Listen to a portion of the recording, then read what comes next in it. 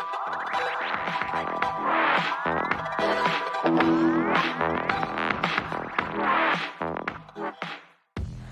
cette activité.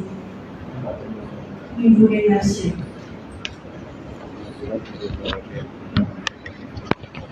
Pour cette cérémonie, nous avons convoqué un programme qui sera à la hauteur de vos attentes. Nous avons le chant de l'hymne national, le chant de l'hymne national du Mali, excusez, la déclaration des principes TCA, mot de bienvenue du sous-préfet de la commune urbaine de Kati, mot du président local de la TCA Kati, panel avec monsieur le ministre, séance questions-réponses, remise des dons de vivre par le ministre à la TCA Kati, don de kits sanitaires par la présidente d'honneur et fondatrice de l'association pour le développement de l'Afrique, ANA. Coupure du gâteau des présents de la TCA Kati, retrait des officiels, photos de famille, clôture et fin de la cérémonie. Avant d'aller plus loin, nous allons donner la parole à Madame le sous-préfet de la commune urbaine de Kati pour son mot de bienvenue. Veuillez la recevoir avec les applaudissements dignes des célébrants.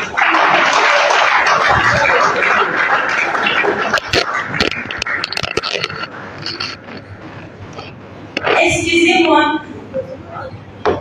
Veuillez vous tenir debout pour le chant de l'hymne national, le chant de l'hymne national du Mali et la déclaration des principes d'Israël, dont les temps seront respectivement donnés par Monsieur le ministre Oumar Diarra et Madame la marraine, sénateur Keita Fatoumata Sambou. 3, 3, 2, à ton appel. Pour ta proximité, fidèle à ton destin, nous serons poursuivis. Un peu d'une foi, pour une Afrique unie, si l'ennemi découvre son camp, au-delà, au-dehors, debout sur les remparts, nous sommes résolus de mourir pour l'Afrique et pour toi, Mali. Notre drapeau, c'est la liberté. Pour l'Afrique et pour toi, Mali. Notre combat, c'est la unité. Ô Mali d'aujourd'hui, ô Mali de demain, les chants fleurissent des silences, les cœurs vibrent de confiance.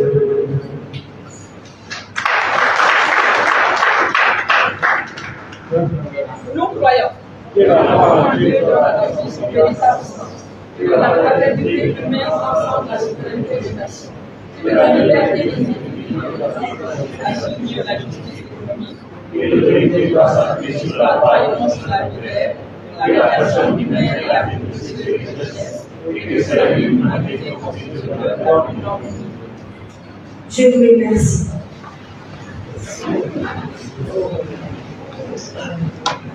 Sans plus tarder, nous allons donner la parole à Madame le sous-préfet de la commune urbaine de Kati, Madame Maïga ou Maïga pour son mot de bienvenue.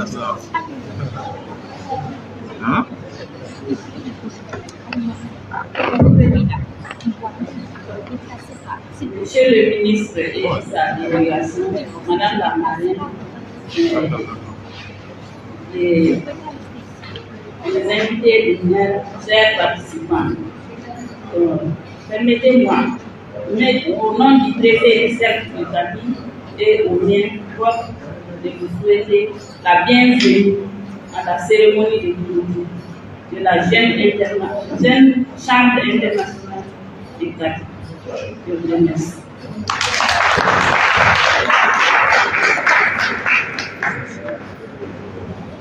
Merci beaucoup pour ces mots de bienvenue à l'égard de membres observateurs et sympathisants de la DCL. À présent, celui dont je vais appeler maintenant est assistant administratif au cercle Tekati, membre fondateur de la DCL universitaire Kati, intronisé le 13 décembre 2013. En 2014, il fut secrétaire général de la décentralisation.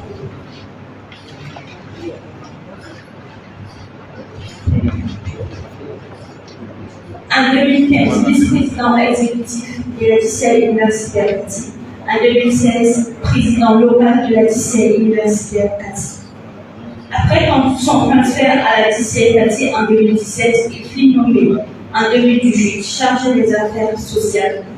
En 2020, élu vice-président exécutif et en 2021, il est le 13e président local de la DCL Kati.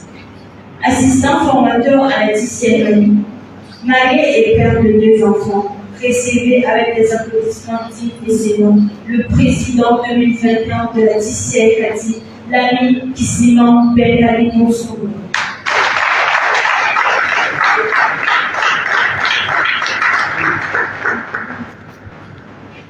Merci beaucoup, cher Monsieur le ministre, ministre délégué chargé de l'action humanitaire, de la solidarité des réfugiés et déplacés. Madame la sous-préfète de l'arrondissement de la Nord-Ouest, sous-préfète parlementaire de l'arrondissement central de Kati, Madame Mariga Moumaïga, Madame la marraine du mandat 2021, Madame Keita Fatoumata Sango, Monsieur Imam Farouk Djabi, invité d'honneur, chers sénateurs, en vos rangs, grades et qualités respectives, chers invités, chers membres de la DCL Kati, tout le monde observé, bonsoir et bienvenue à cette cérémonie de clôture du mandat 2021 de la Jeune Chambre internationale Kati. Ce jour était un grand jour pour moi parce que un mandat, tel est le principe sacro-saint de la Jeune Chambre internationale.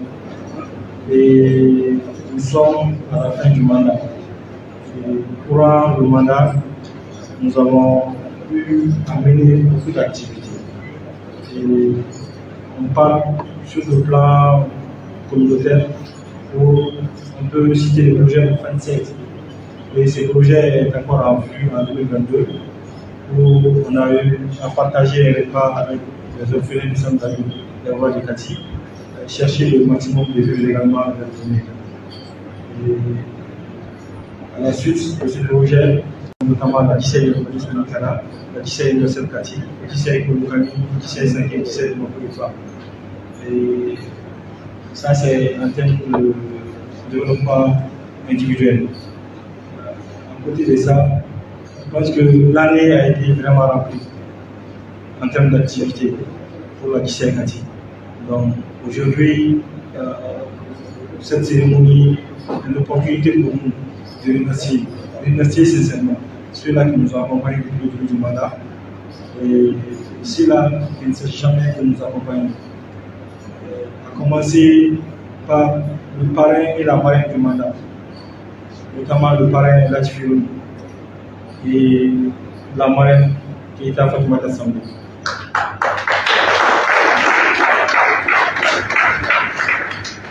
Permettez-moi de mettre un accent particulier sur elle, puisque l'histoire entre moi et Sango date depuis 2013, sous le leadership du président national, Dr Youssef Diawara, qui est aujourd'hui ici. Et dès lors, elle m'a adopté comme son fiole et moi également comme sa marraine. Donc, et c'est cette histoire qui continue entre nous. Quand j'étais président universitaire, elle était la marraine du mandat et cette année également, elle est la marraine du mandat. Donc, c'est cette histoire que nous dit.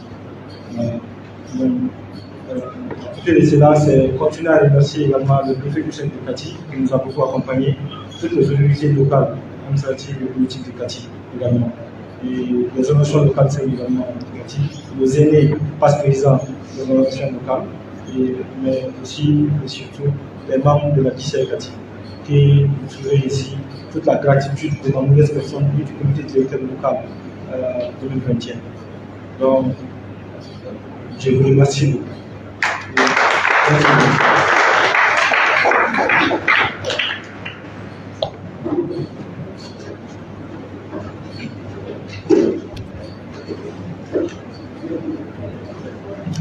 Merci beaucoup, cher ami président Kisima Benjamin, pour ces mots.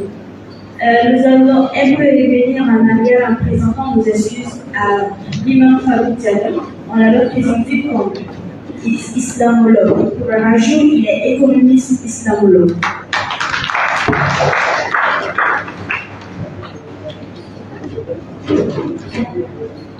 À présent, place au panel avec Monsieur le ministre Oumar Diarra, ministre délégué auprès du ministère de la Santé et du Développement social, chargé de l'action humanitaire et la solidarité des réfugiés et des déplacés.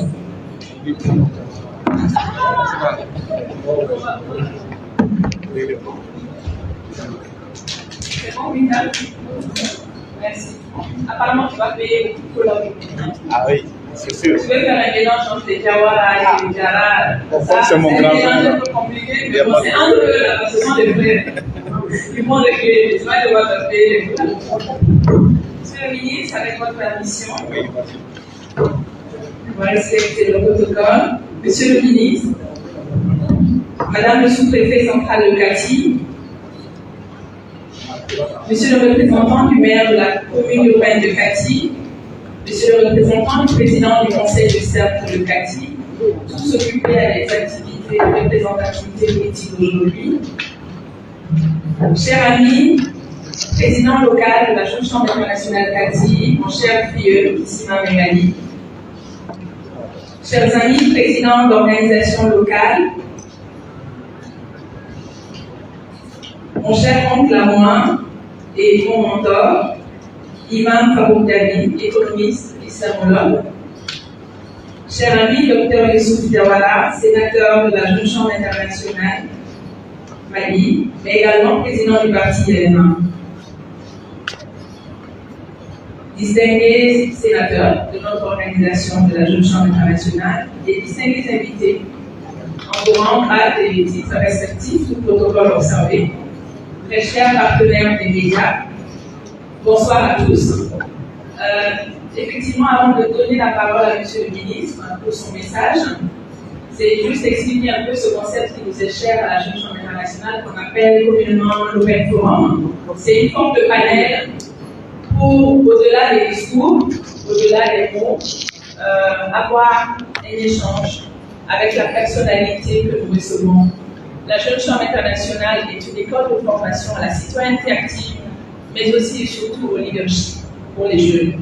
Donc aujourd'hui, nous avons l'honneur d'accueillir un grand leader, et c'est en cela, avec la Jeune Chambre internationale Kati, que notre choix s'est porté sur lui pour placer le haut parrainage du présent événement sous le haut parrainage du ministre Oumar Diarra, qui est un leader qui a beaucoup inspiré les jeunes, et je pense qu'il continue à le faire.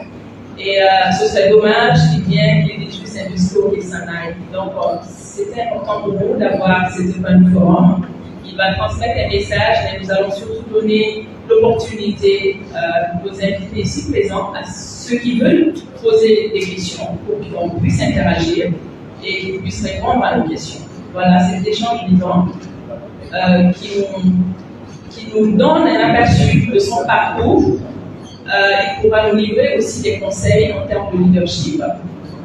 Voilà, mais avant de lui donner la parole, c'est encore réitérer nos remerciements. Nos remerciements à son département, à toute son équipe très dynamique, avec à leur tête le chef de cabinet, M. Tamboua, qui n'a ménagé aucun effort. Remercier surtout M. le ministre pour avoir spontanément accepté notre sollicitation à assurer le haut parrainage de cet événement important, qui n'est pas qu'une cérémonie, qui n'est pas qu'une clôture de mandat symbolique, mais qui est un événement pour non seulement donner un aperçu des actions de citoyenneté active de ces jeunes engagés pour les populations bénéficiaires du CATI. Et Dieu se sait que leur engagement est de longue date. Nous les avons vus évoluer, ces jeunes. Le président l'a dit tout à l'heure, depuis la Jeune Chambre internationale universitaire pour la plupart, et ils ont continué ce parcours jusqu'à aujourd'hui. Donc, c'est vraiment l'occasion de les soutenir, mais l'occasion surtout pour nous de vous remercier de ce soutien important pour eux, parce qu'avec leur engagement, ils savent que tout est possible, et c'est grâce à cet engagement qu'ils ont des partenaires comme vous, et qu'ils arrivent à réaliser des projets vraiment structurants, et qu'ils arrivent à être à côté des populations qui en ont vraiment besoin dans la localité, en l'occurrence de Kati. Merci encore, Monsieur le ministre. À la suite de Monsieur le ministre, permettez-moi aussi de joindre ma voix à la Jeune Chambre internationale Kati pour remercier vraiment tous ceux qui sont présents aujourd'hui, de s'associer à nous pour non seulement fêter cet anniversaire, mais c'est surtout, comme je l'ai dit, pour célébrer l'engagement citoyen, pour célébrer la citoyenneté active et tout ce que ça a de sens pour le Mali.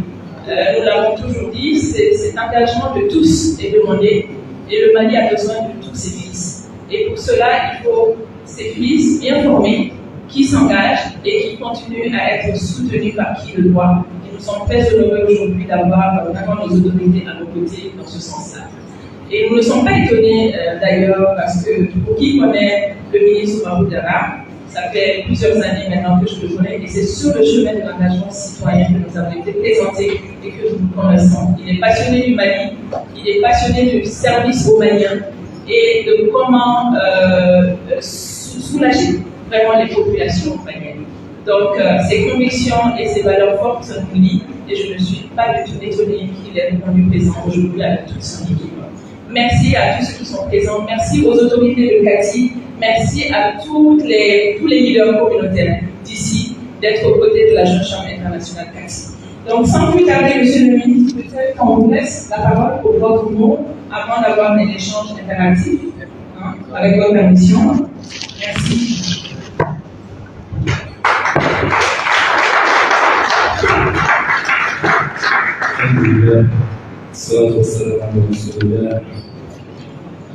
Madame le représentant, Monsieur le préfet de la commune de Kati, le représentant du maire de la commune de Kati, l'imam Faouk Jali ici présent, Madame la marraine Keita Fatimata Sango, Monsieur le président du Jeune Chambre internationale Kati, Messieurs les chefs de cabinet de mon département, chers présidents du parti ILMA, chers aînés, Diawara, chers sénateurs, chers officiers locaux, chers membres des conservateurs de Jeune Chambre internationale Mali, mesdames et messieurs, en vous rendant l'humanité, tout protocole observé, bonsoir. Et permettez-moi tout d'abord, avant tout propos, de vous demander ensemble que nous ayons une minute de prière à l'endroit de ces hommes et ces femmes qui sont tombés pour la patrie, que ce soit des civils ou des militaires maliens et étrangers.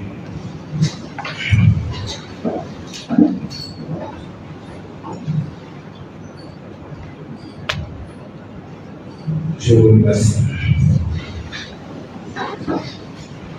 Je rends grâce à Allah le Tout-Puissant qui a veillé sur nous tout au long de ce mandat de 2021 et qui nous a permis de nous réunir cet après-midi autour de cette cérémonie de passation de charges synchronisée à la cérémonie de récompense et de don de vivre au plus de vie. Le département de l'action humanitaire, de la solidarité des réfugiés et des déplacés que j'ai l'honneur de piloter a inscrit ses actions dans la droite ligne du PAG du Premier ministre qui a été présenté devant le CNT, le Conseil national de transition, sous les directives du président de la Commission, son Excellence le colonel Assimi Goïta. Ces actions n'ont d'autre but que d'aller à la rencontre des couches les plus défavorisées, confrontés aux affres de l'insécurité et de l'indigence. Le concept humanitaire ajouté à l'intitulé du département est une indication claire et une volonté forte des deux autorités à étendre et à fédérer les efforts du gouvernement et de toutes les associations comme la vôtre vers l'assistance et la prise en charge des démunis dont les besoins croissent tous les jours. Voir les associations comme la Jeune Chambre internationale évoluer dans le même registre ne peut donc être qu'encouragé et appuyé. C'est pourquoi, Président Benkali, quand vous m'avez sollicité pour être le parrain de cette 13e édition de la cérémonie de passation de charges qui coïncide en même temps avec le 13e anniversaire de votre organisation, j'ai accepté avec plaisir et honneur. J'ai été enchanté encore plus quand vous avez sollicité les villes afin de les offrir à un orphelinat, chose qui a toujours caractérisé mon combat. Parce que vous savez, aujourd'hui, tant que les autorités et ceux qui ont eu la chance d'avoir un peu plus pensent aux plus démunis, nous aurons, Inch'Allah, l'assistance et la miséricorde d'Allah. Ça, je suis convaincu. Merci, Président, d'avoir pensé à ces orphelins. Ces 2 tonnes de pâtes alimentaires que vous distribuerez tout à l'heure ne sont donc qu'un geste symbolique et ont pour but d'inciter nos compatriotes les plus aisés à s'inscrire dans les valeurs de solidarité et de partage qui ont toujours caractérisé ce grand pays qu'est le Mali. Notre pays, le Mali, a toujours été un pays de solidarité, d'entraide. C'est le seul pays, peut-être, ça s'est produit un peu, c'est le seul pays quand même à ma connaissance où un étranger vient te sent plus que chez toi. On te donne un dortoir, on te donne à manger, on te voilà comme tu veux. Donc c'est ça qui a toujours caractérisé le Mali et c'est ce qui a toujours constitué l'une de nos valeurs fortes et que nous devrons retrouver à travers les assises nationales de la refondation. C'est ça aussi le nouveau Mali. En réalité, il n'y aura pas de nouveau Mali. Il s'agit de revivre les valeurs qui ont toujours fait la grandeur de ce pays. Monsieur le Président, Madame la Marraine, chers invités, l'humanitaire a ceci de particulier qu'elle offre une triple récompense à celui qui s'en donne. Être humanitaire, c'est être un enfant de cœur. Un humanitaire agit toujours avec le cœur. Il raisonne peu, mais il agit avec le cœur. Et il y a plusieurs récompenses. C'est ce qui caractérise aujourd'hui mon engagement de tous les jours sur le terrain. De ma nomination à nos jours, à part la région de Kidal, j'ai fait pratiquement toutes les régions du Mali. D'aller à l'écoute de cette population qui a tant soif de recevoir, de voir, de se sentir considéré par les plus hautes autorités. Donc, de toucher les problèmes du doigt afin d'apporter les solutions appropriées. Donc, pour les 3 récompenses auxquelles moi je m'attends et j'invite chacun et chacune d'entre nous à œuvrer dans le sens du bien, l'espérance d'un bénéfice futur pour ceux qui sont croyants. Et nous sommes dans un monde éphémère. Quand nous regardons autour de nous, 100 ans avant, vous et moi n'étions pas là. Et ce qui est sûr, 100 ans après, même si nous le voulons, ou même si les travailleurs veulent rester, on ne sera plus de ce monde. Et j'ai toujours dit, il y a 3 questions qui se posent à l'intelligence humaine. Peut-être seules les religions peuvent donner des réponses satisfaisantes qui peuvent être comprises par l'esprit humain. d'où est-ce que nous venons, pourquoi nous sommes là, et après la mort, qu'est-ce qui s'est passé. Donc ces trois questions ont leur réponse à travers la religion. Donc pour cela, restez convaincus, mesdames et messieurs, que nous n'allons pas rester sur cette terre. Raison pour laquelle un leader qui perd ce contrôle, c'est libre à des actes, comme on le dit, pas trop orthodoxes. Donc raison pour laquelle l'autocontrôle, c'est très important chez un leader. Tu es président de la République, c'est pas parce que tu es le plus instruit ou le plus courageux, c'est parce que Dieu l'a voulu. Mais sache que si vous détenez tout, mais il y a une justice un jour. Donc chaque leader doit avoir ça en tête afin de pouvoir être juste et équitable dans l'accomplissement de ses activités. La satisfaction morale et personnelle d'avoir rendu service à son prochain. Vous savez, si nous regardons même la taille de nos doigts, ce n'est pas la même. Parce que Dieu en a voulu ainsi. À travers l'homme, Dieu a fait de nous un rappel quotidien. Chaque fois, quand tu médites sur ta personne et tu regardes tout autour de toi, ça te dit, monsieur, arrête-toi, agis dans le sens du bien et évite le mal. Donc chaque fois qu'on agit dans le sens de l'humanitaire et qu'on soulage quelqu'un qui est dans le besoin, on a une satisfaction morale. C'est-à-dire une satisfaction morale d'avoir rendu service à quelqu'un qui était dans le besoin. Donc raison pour laquelle j'ai dit, pour être un bon humanitaire, il faut être un enfant de cœur. Il faut agir toujours avec le cœur, faire parler ton cœur pour pouvoir aider l'autre. Personne n'est à l'abri du besoin. Mais on se prie souvent pour servir l'autre. C'est ça aussi l'humanitaire, mesdames et messieurs. Enfin, la ferme conviction d'avoir fait sa part dans l'édifice de la solidarité commune.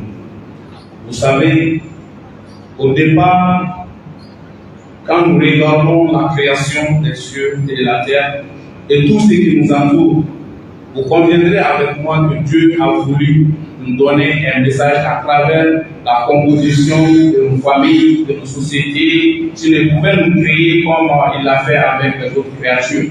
Mais il nous a constitués en famille, en communauté, en nation. C'est pour nous faire passer un message. Nous sommes tous d'Adam et d'Ève. Donc nous devrons nous aider, nous devrons s'entraider, nous devrons avoir à tête, sinon agir toujours et penser que, et se préoccuper du bien-être de son prochain. Donc c'est ça aussi raison pour laquelle ce département, je l'ai dit, dès la prise des fonctions à tous les partenaires. L'humanitaire, c'est l'absence de développement. Ça veut dire chaque fois qu'on parle de l'humanitaire, ça veut dire qu'il y a une crise. Soit la crise qu'elle soit liée à l'insécurité ou à la maladie ou à autre chose, c'est l'absence de développement. Mais aujourd'hui, pour le cas spécifique du Mali, j'ai invité tous les partenaires à essayer de faire ce pont entre l'humanitaire et le développement afin de réduire les marges de recrutement des terroristes. Je reste convaincu que ce n'est pas seulement avec les armes que nous pouvons faire vaincre ces esprits obscurantistes. La preuve pour preuve, en Afghanistan, l'OTAN était présente. Toutes les armées, toutes les puissances militaires entre guillemets du monde ont été en Afghanistan selon leur dire pour libérer le peuple des terroristes. Mais en fin de compte, ils les ont abandonnés en plein vol. Ils les ont laissés à leur sort. Donc c'est pour vous dire que ce n'est pas avec les armes seulement que nous pouvons résoudre la crise du Mali actuelle. Donc il s'agit également ces jeunes hommes, ces jeunes femmes, souvent qui acceptent d'aller poser des mines contre 100 000 francs, 200 000 francs, 300 000 francs. Il s'agit de les occuper, de leur donner du travail, de développer des activités génératives de revenus afin qu'ils puissent être des soutiens réels de leurs familles. Donc moi je reste convaincu qu'au lieu tous les jours d'apprendre de donner quelqu'un à manger, il faut l'apprendre à aller chercher le poisson lui-même dans le fleuve. Donc raison pour laquelle au niveau du département, je suis en train de travailler sur cela. Tous les programmes que j'élabore avec le cabinet et les partenaires, les différentes rencontres avec les partenaires, je les ai mis dans ce sens. Et aujourd'hui, Dieu merci, même l'aménagement l'autre jour, ils m'ont donné raison. J'ai reçu le représentant, le chargé des relations humanitaires de l'aménagement, qui dit, Monsieur le ministre, nous sommes d'accord avec vous. Nous allons réorienter nos activités dans ce domaine. Comment développer, comment travailler dans le centre de développement durable, afin de mettre à l'abri de notre jeunesse qui constitue l'avenir de ce pays, d'être enrôlé par les terroristes ou les malfaiteurs.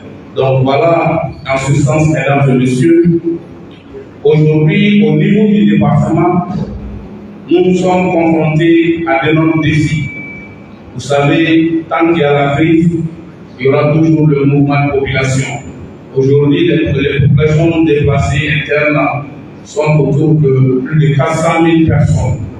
400 000 personnes de déplacés internes, aujourd'hui, qui sont réparties entre à peu près 230, 240 sites de déplacés. Et grâce à l'État et à plusieurs de nos partenaires nationaux et internationaux, nous sommes en train de leur réunir le minimum de conditions afin qu'ils se sentent considérés et de renforcer leur résilience, en fait, mesdames et messieurs. Mais l'objectif du département et l'ensemble du gouvernement reste de travailler à créer les conditions de leur retour sur les sites d'origine. Parce qu'aujourd'hui, vous conviendrez avec moi, une fois que tu te déplaces, tu perds les activités. Ceux qui étaient des éleveurs, ceux qui étaient des agriculteurs ou autres. Pour nous, aujourd'hui, grâce à la montée en puissance de nos femmes que nous saluons ici,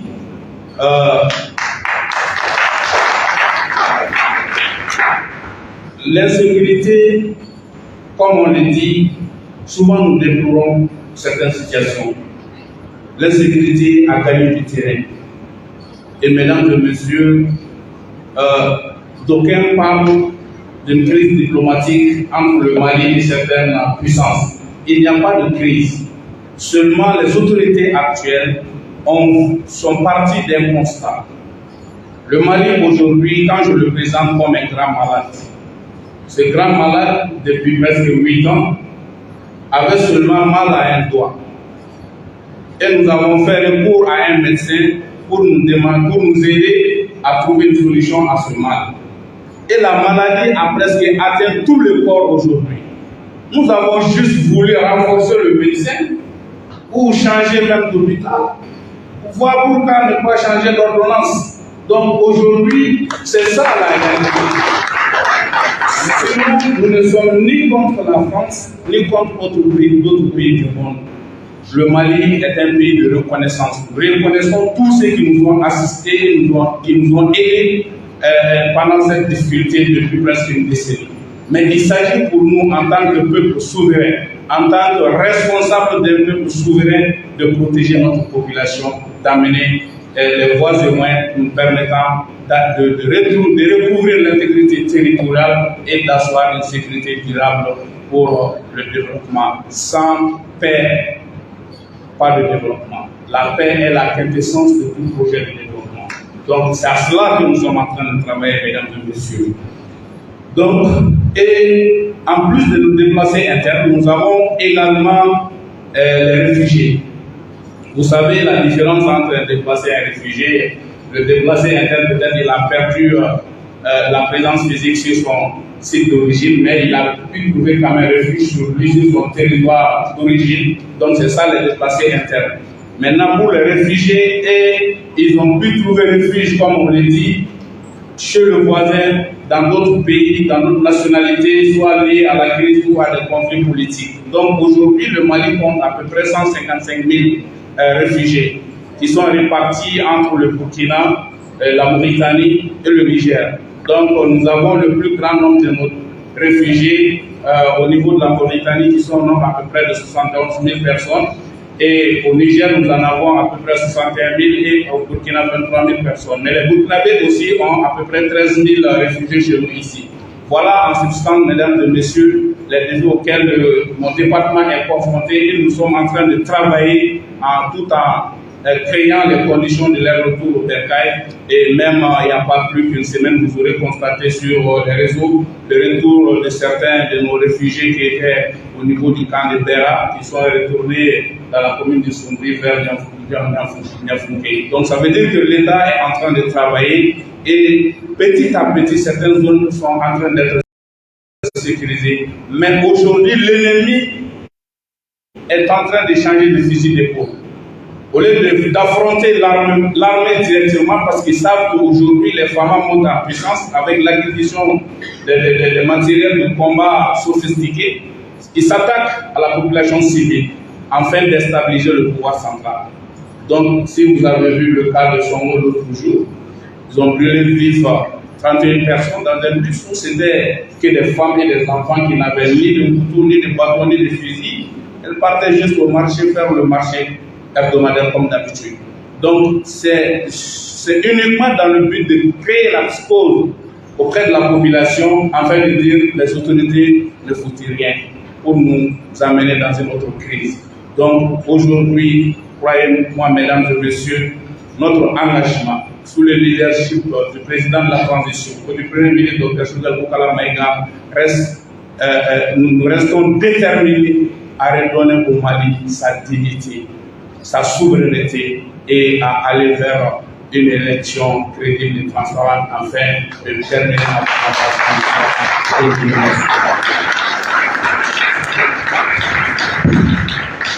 Merci infiniment, Monsieur le ministre. Je pense que beaucoup dans la salle ici le connaissaient avant. Peut-être que la majorité n'avait pas eu la chance de l'avoir en face et de l'écouter. Vous voyez, l'homme et le leader, vous avez un aperçu. Il a été très malin parce qu'il a été très exhaustif, histoire d'anticiper mes questions. Donc, je vais faire l'économie de certaines questions que j'avais pour le faire parler. Mais vraiment, Dieu merci, il a été très généreux dans ses propos et il a couvert un peu tout ce que je voulais demander pour avoir un large aperçu ici. Donc, sans plus tarder, pour faire l'économie de temps, nous allons ouvrir une liste de 5 questions ou interventions. En tout cas, j'aimerais à la suite de ces questions et à la suite des réponses de M. le ministre, avoir aussi l'intervention de certaines personnalités que nous avons la chance d'avoir avec nous ce soir. Donc, pour ceux qui voudraient bien, on va leur donner le micro pour nous donner aussi un mot ici ce soir. Je pense que pour ceux qui sont ici à Kati et qui sont dans cette salle, ils seront tout aussi inspirés par vos propos. Donc, sans plus tarder, pour ceux qui veulent poser des questions, on ouvre une liste de 5 questions. Qui veut prendre la parole, qui veut poser des questions? Vous avez vu que M. le ministre a vraiment assez parlé du Mali, des préoccupations de l'heure, de son département, de la mission dévolue à ce département. Et j'ai l'habitude de le dire, la mission qu'ils ont, elle est vraiment très difficile et contraignante, mais elle est surtout noble et exaltante. Ce département-là, vraiment, c'est une mission exaltante qu'ils ont. Et je pense qu'au quotidien, malgré tout le travail qu'ils ont à effectuer, c'est une récompense morale et divine incommensurable chaque jour de se dire qu'on œuvre pour un tel département et qu'on œuvre à être aux côtés de cette population-là. Donc, voilà, il a parlé de tout cela. Donc, est-ce que vous avez des interrogations pour approfondir un ou deux points qu'il a mentionnés ici? Voilà. J'aimerais bien avoir le nom, s'il vous plaît. Elias. Ilias. Merci. Deuxième personne? Oui, Amara. D'accord. Ensuite, président. Amara Sanogo. Ah, lui, Amara Sanogo à la suite. D'accord. Quatrième personne. Quatrième personne, je ne vois pas peut-être. Si vous pouvez vous montrer. Bon, on y va avec ces 3 questions pour l'instant.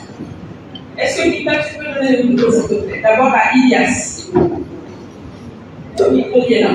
Bien. Ah, il y en a un. Bonsoir tout le monde. Précisément, c'est Ilias Mouké. Je suis vice-président de 19 de la lycée Kati. Merci, Monsieur le ministre, pour cette présentation. Ma question, ça concerne par rapport aux réfugiés.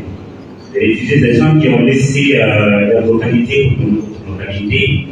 Vous avez dit qu'il y a certains qui ont rejoint leur paquet d'origine. Maintenant, s'ils reviennent sur maintenant, qu'est-ce qu'ils ont comme garantie, parce que c'est très compliqué, ils sont partis parce qu'il y avait un problème. Ils sont revenus maintenant. Est-ce qu'ils ont une garantie qu'ils ne vont pas confronter encore à un problème à ce niveau-là? Ça se prend de deux maintenant par rapport au côté humanitaire. À chaque fois qu'il y a un problème de localité, où il y a eu des tueries ou bien des morts, on voit qu'on fait des gestes humanitaires.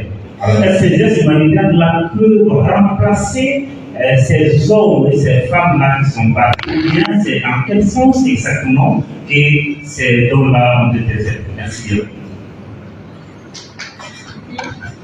Ensuite, Amara Salogo, tu peux t'approcher s'il te plaît. Amara, approche-toi de moi s'il te plaît. Oui. Ah, très bien. Donc, on prend le deuxième Amara Salogo. Merci. Merci. Bonsoir, chacun. Monsieur le ministre de l'État. Bonsoir, chers amis, observateurs et membres de la Commission internationale. Moi, je m'appelle Amara Salogo, président local de la Commission internationale universitaire CACI. Tout d'abord, c'est remercier Monsieur le ministre d'avoir effectué le déplacement ici pour venir partager un peu ses connaissances avec vous, les organisations universitaires et locales de la ville de Catis. Et tout d'abord, j'ai des questions.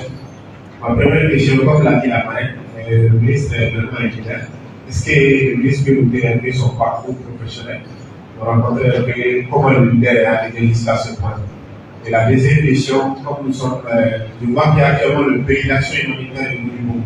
Et surtout rien dans l'essai de constat le ministre sont les lois dans l'action, mais toujours avec l'unité, avec les lieux où vraiment œuvrer dans ce sens-là. Et quel est le problème concrètement dont le ministère est confronté actuellement dans ce pays, à travers les actions que vous menez? Merci. Très bien. Donc, Monsieur le ministre, on peut aller avec votre permission.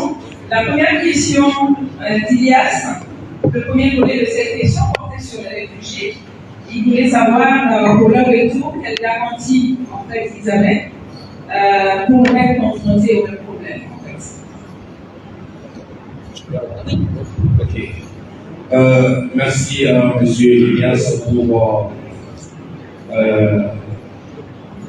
les mots d'encouragement et également les deux questions. Vous savez, le problème du terrorisme aujourd'hui, c'est un défi mondial. Ce n'est pas propre au Mali. Donc, en cela, l'insécurité, c'est qu'on n'existe nulle part. Donc, il s'agit, par contre, d'aller à une synergie d'action afin de booster ces esprits de mal hors de nos frontières. Donc, voilà, en substance, ce que je pourrais dire pour répondre concrètement à votre question. Pour nous, pour favoriser leur retour, nous travaillons beaucoup plus sur des aspects comme la réhabilitation des sites de réseau. C'est-à-dire en termes d'infrastructures sanitaires, en termes d'infrastructures scolaires, en termes d'infrastructures, en termes de construction d'addition d'eau potable et vitale, pour quand même les créer le minimum de conditions pour favoriser leur retour. Mais au-delà, le retour est une bonne chose. Mais nous travaillons également sur la réintégration socio-économique. Donc voilà ce que le gouvernement s'attelle aujourd'hui à faire pour pouvoir les maintenir. Parce que même en dehors de la crise sécuritaire, si on ne développe pas des activités les permettant de rester sur place, ils vont repartir. Donc le défi aujourd'hui pour le gouvernement, c'est de sécuriser, chose qui est en cours, mais également de travailler sur ces aspects que je viens de citer. La deuxième chose, la deuxième question, c'est, je pense, est-ce les vivres ou l'assistance alimentaire et humanitaire que nous apportons peut remplacer les vies? Nullement. Parce que vous savez, d'abord, si nous prenons la nation comme une famille, le père, la famille, chaque fois, son souhait, c'est quoi? C'est de voir tous ses enfants heureux. Mais est-ce que le père doit abandonner la famille parce qu'il y a un problème de la non? Donc, chaque fois que notre propre population est éprouvée, C'est-à-dire, le plus grand soulagement, c'est de voir les autorités à leur côté. Pas ce que nous amenons en termes de nourriture ou autre, mais la présence de l'autorité est une marque de considération à l'endroit de toute cette population qui sont aujourd'hui dans la souffrance. Et je répète seulement ce que eux-mêmes ils me disent chaque fois qu'ils me voient sur le terrain. Ils disent, Monsieur le ministre, nous nous sentons aujourd'hui maliens grâce à votre présence sur le terrain. Donc voilà, il s'agit de cela. Donc nous savons que rien ne peut remplacer la vie humaine, mais ils se sentent considérés par la plus haute autorité. La deuxième question, la deuxième intervention, c'est M. Amara. Sur le parcours, oui, sur le parcours. Comment le leader a arrivé là? Bon, vous savez, beaucoup de gens posent cette question. Je suis imam depuis 2007, presque 15 ans. Alhamdoulilah, je remercie le bon Dieu.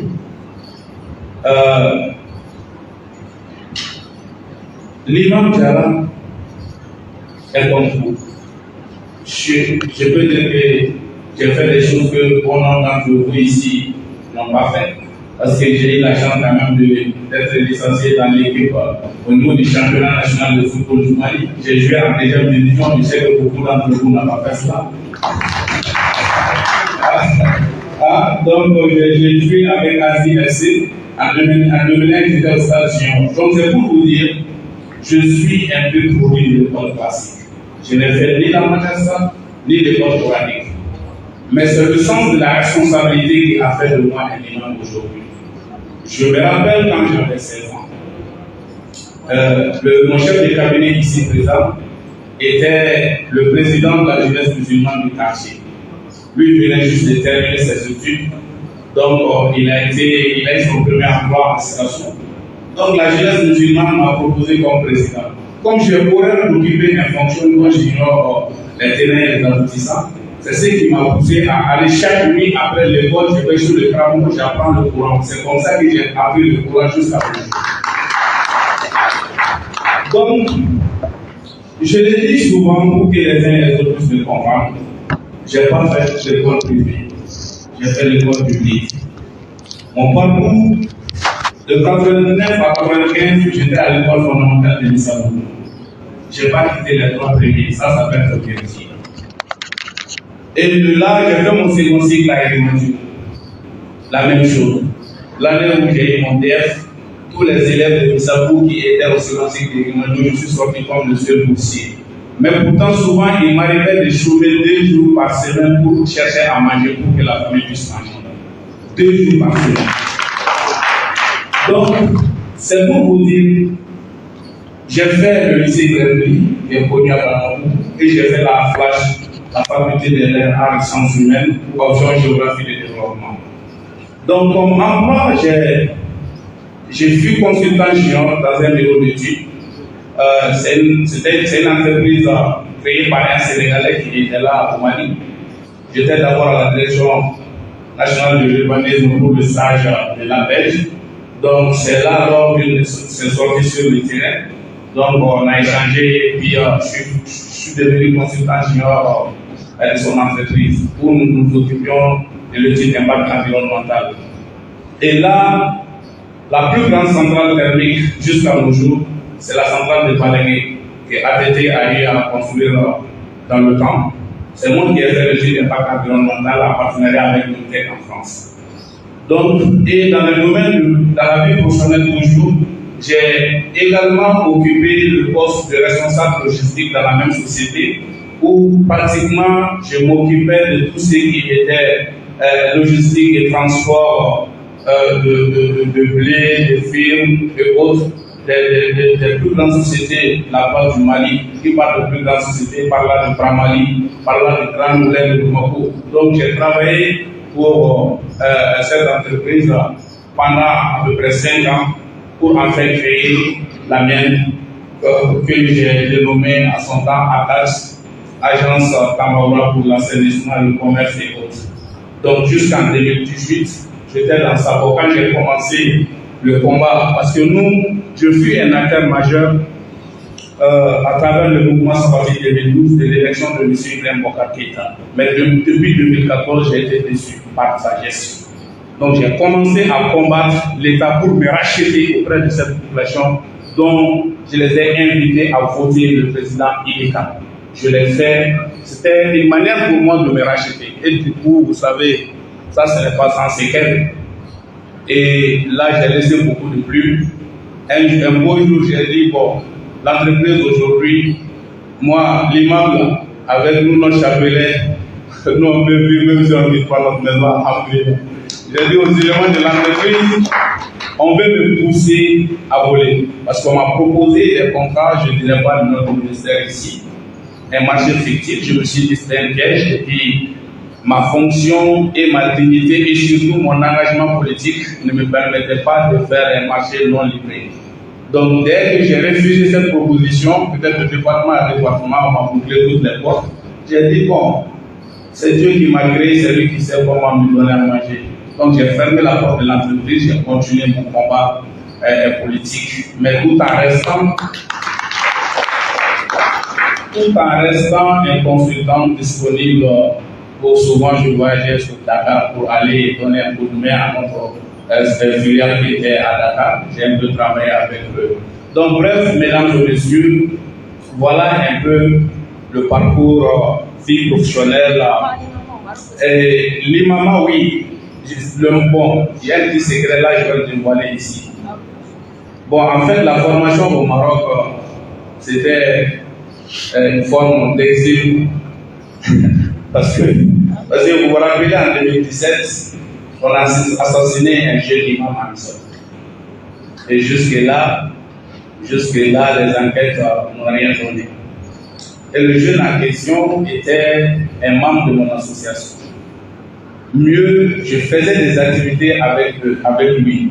Et physionomiquement, ça, on avait des ressemblances extraordinaires. Donc, et c'est quelqu'un qui n'était pas comme moi dans les activités politiques, prêche. Non, c'était un jeune, c'est-à-dire sans problème.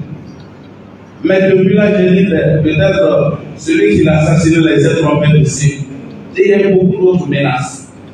Donc, du coup, j'ai saisi l'occasion de la formation sur le Maroc pour aller me réfugier et aller lancer comme général de Gaulle la préparation pour lancer les hostilités envers le rétablir la démocratie. Donc, j'ai fait les 2 ans de formation à l'Institut de formation des imams au Maroc avec 100 autres imams maliens. Et à mon retour, j'ai été candidat aux élections législatives en commune 6, la plus grande commune du Mali. Et nous avons remporté les élections haut et fort avec 59,31%. Et je pense que Manassa et son équipe ont commis l'erreur fatale. Le seul imam qui s'est battu pour avoir son poste de député, de le spolier. Ah, j'ai dit oui, ça t'a comment? Ça. Donc, il n'allait pas le regretter et voilà les conséquences aujourd'hui. Donc, vous avez tous suivi le parcours au sein du M5RFP.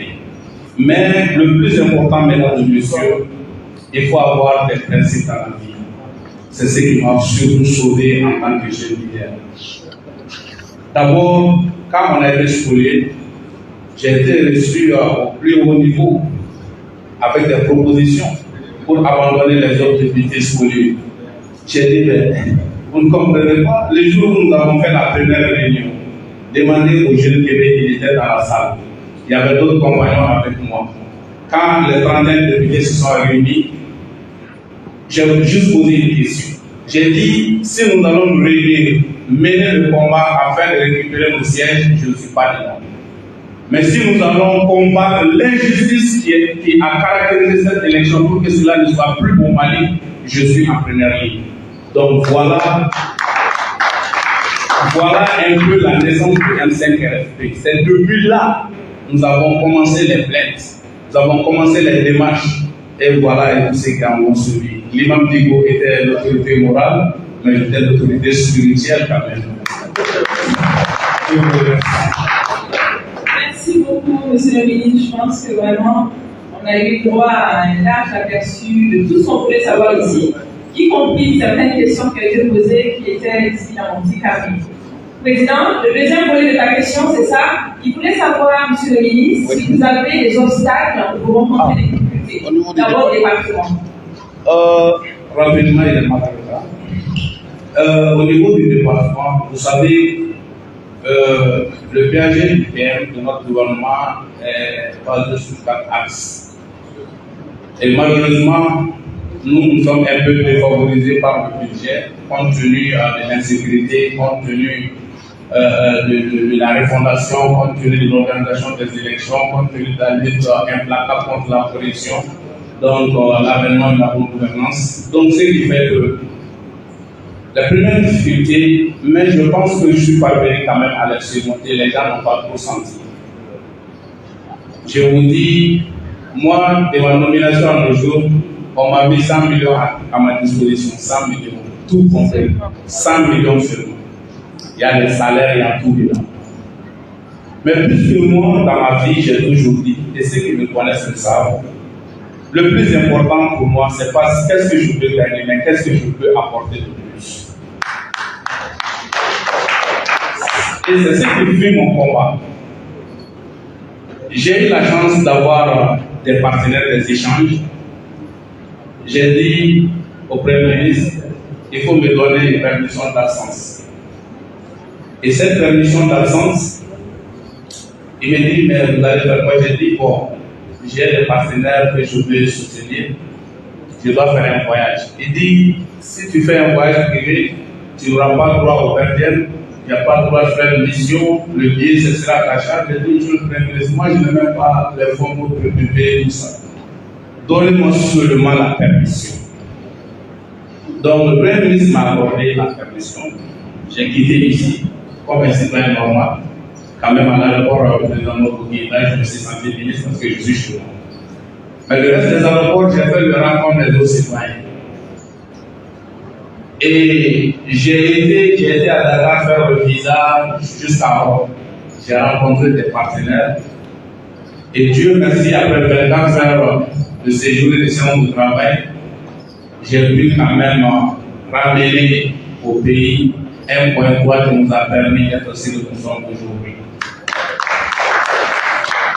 Et c'est à travers ce voyage que j'ai pu avoir le financement de 29 fourrages, de 400 tonnes de denrées alimentaires pour les communes, le financement de 150 jeunes en activité génératrice de revenus et la prise en charge de certaines victimes du 10, 11, 12 juillet, où j'ai financé l'opération des jeunes à Tunis jusqu'à hauteur de 4 000 € quand même. Et j'ai financé dans les familles où il y a eu mordon, le département nous avons financé jusqu'à hauteur de 2 millions de projets pour le soutien des familles. Donc voilà, en ce sens, les premières difficultés ont été un peu défavorisées par le budget national, mais Dieu merci, grâce à la bonne collaboration du cabinet et de mon leadership, les gens n'ont pas trop senti. Maintenant, l'autre difficulté, vous savez, c'est un département qui est vaste. Nous sommes aujourd'hui jusqu'à Kidal. C'est le seul département qui est pratiquement représenté dans toutes les régions. Même la crise ne nous a pas fait quitter. Donc le fait que ce soit un département délégué, souvent ça nous pose des handicaps de collaboration ou souvent bon, il y a beaucoup de choses. Donc bref, il y avait cette difficulté au départ, mais alhamdoulilah aujourd'hui, grâce à l'implication de Madame le ministre que je salue ici, Jamila Sangaré, nous avons vraiment établi un climat de bonne collaboration et de compréhension au sein du cabinet. Donc voilà un peu, et souvent l'inaccessibilité de certaines zones où je pense ici à la population de Faroubou, et Dieu merci, je salue l'armée depuis hier. L'armée continue à nous soutenir afin qu'on puisse acheminer des aides alimentaires dans ces localités. Voilà un peu en ce sens les quelques difficultés auxquelles nous sommes confrontés, mais c'est notre chance. Nous avons hérité le Mali dans une crise sans précédent. Donc c'est notre chance d'être ministre pendant cette époque. Et si ce n'était pas ces difficultés, on n'allait pas aussi être là. Raison pour laquelle j'ai dit, moi je suis ministre pour le peuple et non pour moi-même. Je vous remercie. Monsieur le ministre, je crois que le président Mara est satisfait. Hein? D'accord. Président Kissima, est-ce que tu as une question avant qu'on poursuive le programme, notamment avec les dernières interventions? Voilà, avec plaisir. D'accord. Moi, je peux avoir une question. D'accord. Juste une doléance. On a parlé des hôtels ici. Effectivement, parce que depuis 2016 jusqu'à aujourd'hui, chaque année, nous faisons des réflexions au sein de cette pays. Permettez-moi de m'exprimer à ce moment-là. Monsieur le ministre, c'est l'orphelinat de Bénévolat-Petit. Il y a le Marcel qui est là, Marcel Douzian, si vous plaît, pour le lever. Ah, d'accord.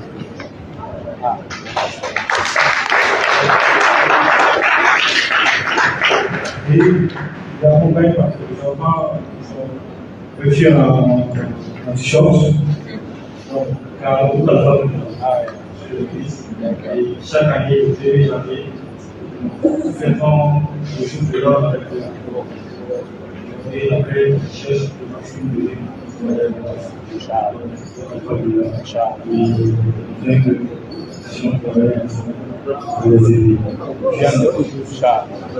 Effectivement, président, l'occasion est vraiment perdue. Et je ne doute pas que ce n'est pas tombé dans l'oreille des sourds et on va pouvoir assurer le suivi auprès de M. le ministre et l'ensemble de son équipe, très dynamique et efficace, qui en termes de temps a pu mettre à la disposition des bénéficiaires de vos projets humanitaires. Je rappelle encore un don de pack alimentaire de 2 tonnes, des centaines de masques et des cartons de gel de protection contre le Covid-19. Donc, avec votre permission, monsieur le ministre, on va faire très rapidement, c'est presque fini. On va juste donner la parole à quelques personnalités avant de pouvoir procéder à la remise des dons et clôturer la semaine. Moi, je vais sans tarder donner la parole juste à mes côtés, à la gauche, à l'imam Farouk Diaby, pour un mot quand même avant qu'on puisse lever la séance. Voilà. Et je rappelle qu'il y a une grande économie qui s'enveloppe qu'on ne va pas présenter ici. Mais je pense surtout de manière à la lecture de suivre et sur les réseaux sociaux et sur les différents médias ghanéens. Il réside présentement aux États-Unis, mais c'est comme s'il était au Mali. Et quand il est au Mali pour ses séjours, que ce soit pour un mois ou plusieurs mois, il est constamment sur le terrain dans le cadre de son engagement de ce conseil.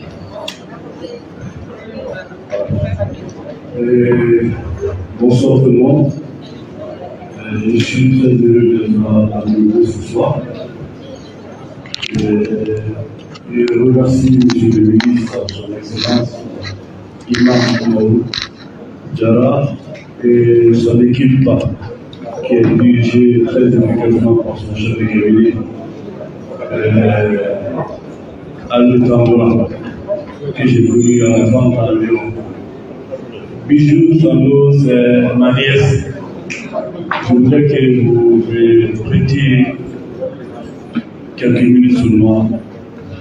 Bijou, sa mère a été première au bac au Mali, avec 19 de moyenne. Sa mère, l'une des toutes premières économistes du Mali, c'est grâce à sa mère que Soumaïla Cissé a pu intégrer la CND. Parce que le père de Soumaïla Cissé et le grand-père de Bijou ont fait l'école William Ponty les mêmes années. Et le grand-père de Bijou, c'est Ibrahim Mafou, Ibrahim Sango. Actuellement, l'école de Missira porte son prénom. Et Bijou a été toujours première de sa classe. Sa mère a toujours été ma grande sœur, mon amie, ma confidente. Et quand Bijou n'avait que 14-15 ans, sa mère me l'a confié en lui disant « Inscris-toi de celui-ci, tu seras ce que tu veux devenir. » J'ai eu la chance de faire le lycée technique de Bamako de l'Université de Dakar. J'ai fait une thèse en droit, un master en économie, et j'ai fait un peu de philosophie. J'ai pris le cours avec Cheikh Anta Diop, qui était mon voisin quand j'étais à l'Université de Dakar. J'ai enseigné les mathématiques pendant des années. Actuellement, je suis aux États-Unis depuis 20 ans. Je dirige une grande ONG qui agit dans le même domaine que vous. Chaque semaine, 2 fois dans la semaine, nous distribuons de la nourriture à des populations qui sont en New York. Le budget de New York, c'est 103 milliards de dollars. Le budget de la Sud de New York, 103 milliards de dollars. Ça fait 50 000 milliards de francs CFA. Alors, les Nations Unies qui sont à côté, qui sont installées à New York, alors les Nations Unies manquent un budget de 3 milliards, 4 milliards de dollars. Et en dépit de tout cela, on lui demande aux Nations Unies d'assurer la paix, la sécurité, le développement et surtout les échanges pacifiques entre les États. Elle n'en a pas les moyens. C'est ce qu'il disait Jeffrey Sachs, un grand économiste américain. Donc, le problème de la distribution de revenus est le problème le plus important dans une économie. Tout le monde a compris ça. C'est pourquoi, quand vous voyez les grandes fortunes, chaque année, Forbes installe la liste des plus grandes entreprises du monde et les fortunes personnelles les plus importantes. Vous ne verrez jamais quelqu'un qui soit riche aux États-Unis, qui n'ait pas une fondation qui est consacrée à lutter contre un fléau qui peut empêcher le pays d'être dans la stabilité. C'est comme le disait tantôt le ministre, il y a des sources qu'il faut essayer de tarir. La pauvreté est une de ces sources, la maladie est une de ces sources, la promiscuité est une de ces sources. Si vous voyez que le développement des activités en dehors de l'État et de la normalité se développe, c'est parce que les ressources qui sont nécessaires au développement de l'être humain, à son épanouissement, à son progrès, à sa transformation et à sa transfiguration sont insuffisantes. Alors, le directeur du budget de la ville de New York vient de décerner à mon institution un diplôme de reconnaissance. Alors, ma femme, qui est médecin, qui a travaillé plus de 20 ans dans les hôpitaux américains, alors, elle s'occupe essentiellement de l'aspect humanitaire. Aux États-Unis, malgré la grande richesse, il y a 40 millions de personnes qui souffrent de faim. 40 millions de personnes qui souffrent de faim dans un pays aussi développé. Pour vous dire que dans un environnement donné, quelles que soient vos ressources, quel que soit leur niveau, si vous n'êtes pas capable d'en extraire une portion et la destiner à ceux qui en ont besoin, vous créez toujours des conditions favorables au banditisme, à la criminalité. Donc j'encourage les jeunes à s'engager dans 2 voies. La réussite économique et l'affectation d'une partie de votre ressource, à l'entretien de la communauté des pauvres et démunis. Je vous remercie de votre attention. Pour terminer, monsieur le sénateur, c'est bon? Tout a été dit? Ah, ok. Sinon, on voulait un petit mot de la GCI, hein? Je vais pas te gêner ici. Voilà.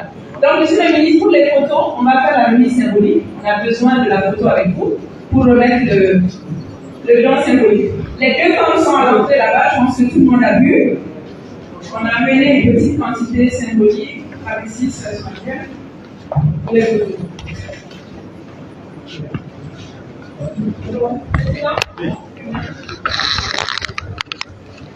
On peut parler des représentants des bénéficiaires. Il y aura plusieurs bénéficiaires. Il y a aussi les veuves de Cathy, il y a les orphelins et il y a d'autres partenaires que vous avez l'habitude d'avoir. Je sais que vous faites beaucoup de projets humanitaires dans ce sens-là. On va que les choses symboliquement aider les enfants. Pour recevoir. Non, c'est quand même nous. On va juste prendre la photo devant le lot symbolique. Voilà.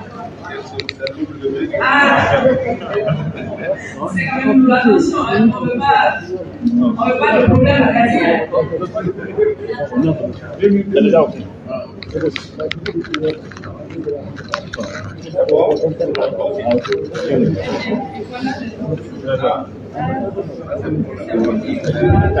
Pour protéger en Covid-19.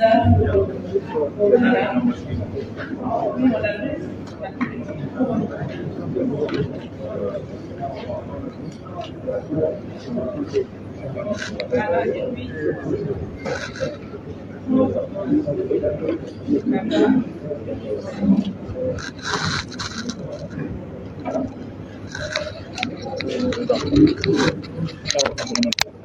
faire l'économie, voilà. Encore une fois, hein, on le redit, l'action humanitaire est au cœur et c'est de la société malienne. Il faut que ces fondements restent. Nous sommes fiers de vous avoir aujourd'hui avec nous, monsieur le ministre. Nous sommes fiers que ce soit ce département-là qui accompagne aujourd'hui la Journée internationale CATI. Merci encore à la préfecture de CATI de soutenir toutes ces actions-là et d'être des partenaires clés. J'ai été témoin depuis plusieurs années déjà qui le soient ici et qui permettent à la JCI CATI de réaliser toutes ces activités-là. Merci encore, je pense que on va avoir besoin de le cadeau d'anniversaire. Et en même temps, je vais profiter de l'occasion. Je vais profiter de l'occasion pour remercier.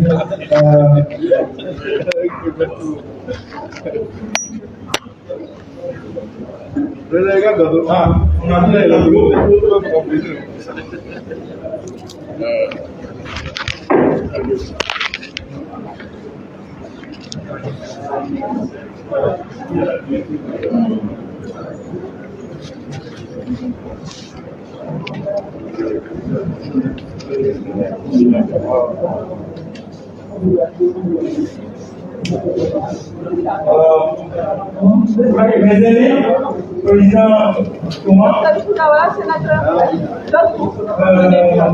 Thomas, C'est où? Ah. On a la chance d'avoir Kaou avec nous aujourd'hui. Il est avec nous à la Jeune Chambre internationale. Hein? On s'est formés ensemble. Nous, on ne s'appelle plus Jeune Leader. On ne s'appelle plus Jeune Leader, nous, mais il fallait vous ramener avec nous. Tu connais la Jeune Chambre. C'est ça le moyen qu'ils ont.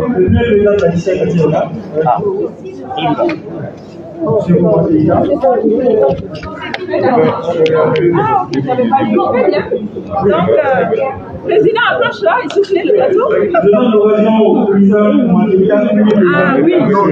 oui, le ministre est là, le vrai président se voit. C'est le ministre en tout le. Bon, on va couper symboliquement.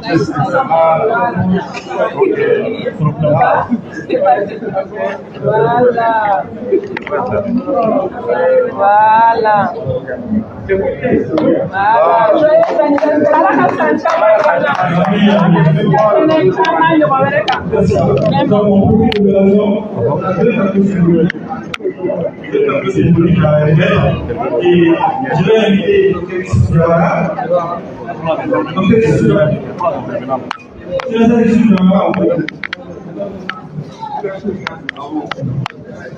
Oui, c'est ça.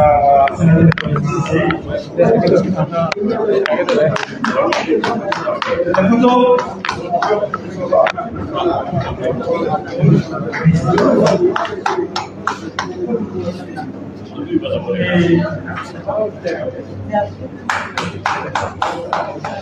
Et monsieur le ministre,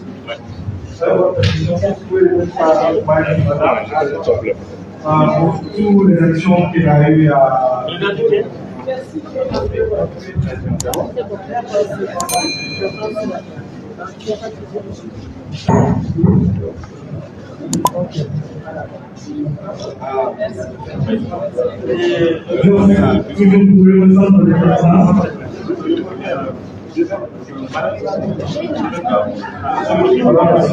n'y a pas de